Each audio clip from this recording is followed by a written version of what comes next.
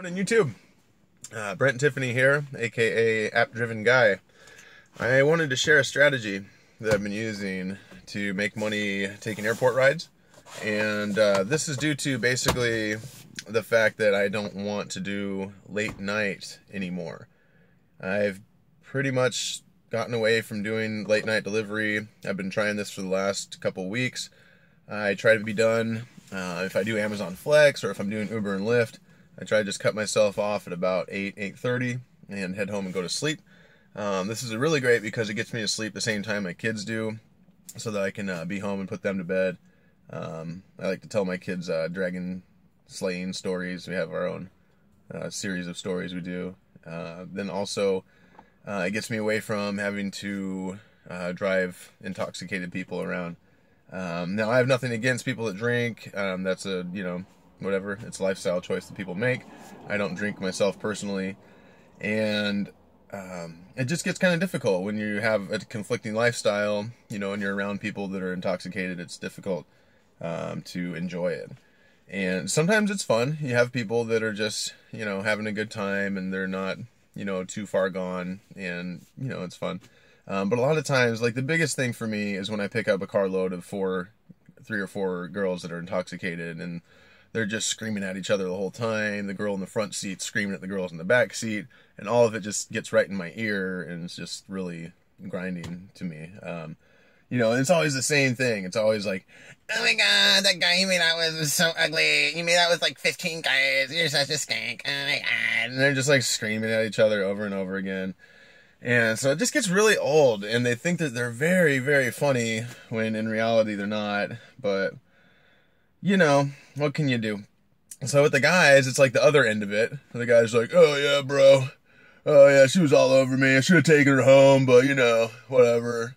We gotta get, I gotta get you home, so whatever. It's always some kind of conversation like that where they're just like dogging on each other about how lame they are.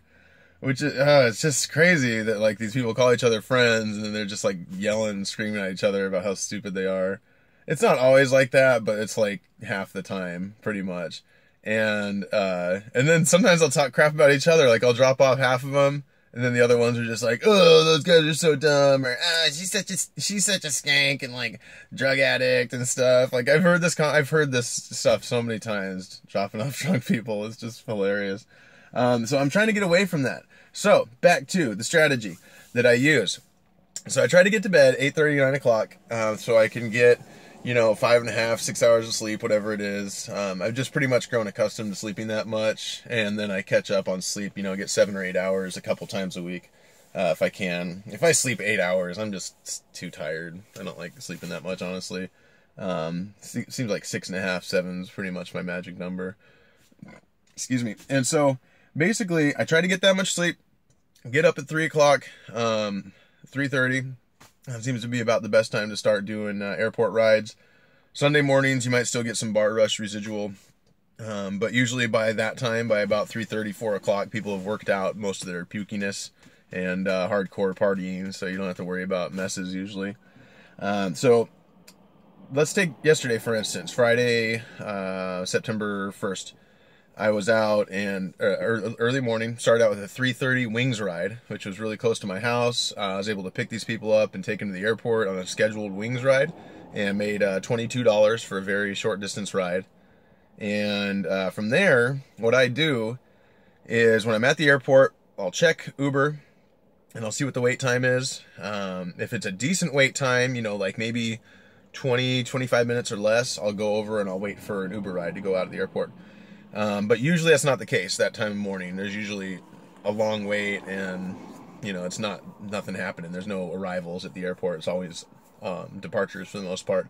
So what I do is I turn my app off completely, so I can't accept any more rides.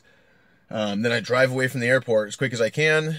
I generally travel about 8 or 9 miles an hour over the speed limit, just because most law enforcement gives you that kind of buffer to where they're not going to pull you over if you're going 64 and a 55. I don't recommend it because I don't know what it is in your town. I'm talking about Portland, Oregon. So I get away from the airport as quick as I can. I go, 64 miles an hour. I get on the 84 west going into downtown.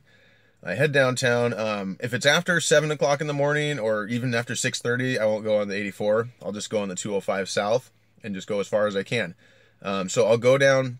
Usually what I do is I go down the 84 into downtown Portland.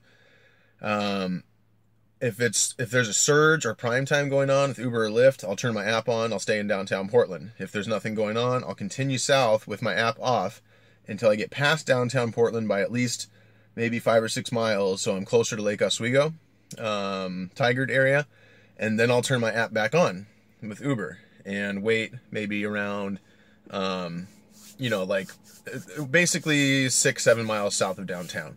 That way I'm hopefully not going to get dragged back into downtown with an order. And then with this strategy, the way it works is as long as it's a busy airport morning, I'm going to get an airport ride going from where I'm at, Lake Oswego or whatever, back to the airport. So that's going to pay really good. That's going to pay like $20 or so. Around $20, maybe a little less. And then if not, if it is somebody going to work, which does happen that time of morning, hopefully either it's going to be dragging me back to downtown, or it's going to be taking me a little further out to the outskirts of town, which is still fine because the farther out, if you pick up an airport ride farther out, then you're going to get that bigger fare going back in. This happened a couple days ago.